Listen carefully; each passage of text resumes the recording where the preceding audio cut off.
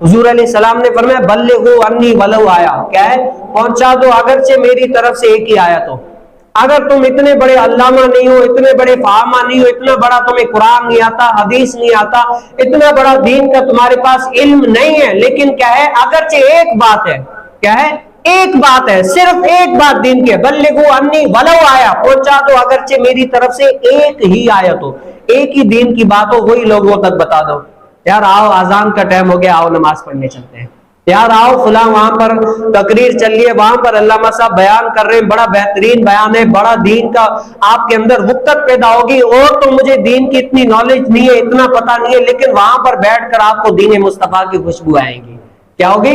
دین مصطفیٰ کی خوشبو آئیں گی، آپ کے اندر دین مصطفیٰ کا درد پیدا ہوگا۔ آپ کیا کریں؟ صرف میرے ساتھ چلیں، وہاں پر تھوڑی دیر کے بیٹھ جائیں بس۔ اگر آ رہے تو چاہے یار میں تو نماز پڑھنے کے لیے جا رہا ہوں، آؤ تم بھی چلو میرے ساتھ، ہم دونوں نماز پڑھ کے آ جاتے ہیں۔ یہ کیا ہے؟ ایک بات اگر یہ زبانے میں لے لیا نا، میں کہتا ہوں سارے نمازی بن جائیں گے۔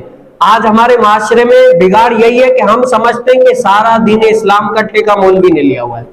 ہم یہ سمجھتے ہیں کہ اگر کسی کو نماز کا کہے گا تو مولوی کہے گا، اگر کسی کو نماز کا کہے گا تو علامہ صاحب کہے گا، مولوی کہے گا، مولوی کہے گا، یا یہ پیر صاحب کہیں گے، اور کوئی نہیں کہہ سکتا۔ اگر ہم جس دن یہ سمجھ گئے نا کہ دین اسلام کو پھیلانا مجھ مسلمان کی ذمہ داری ہے، اس دن مسلمان کامیاب ہو جائیں گے۔ اس دن معاشرے میں کوئی ایسا تمہیں شخص نہیں ملے گا جو دین اسلام کا کام نہ کرتا ہوا، ہر کوئی اپنی ذمہ داری پوری کرے گا، ہر کوئی کرے گا۔ تو کیا ہے؟ یہ میری ذمہ داری ہے، آپ اپنے اندر لائیں۔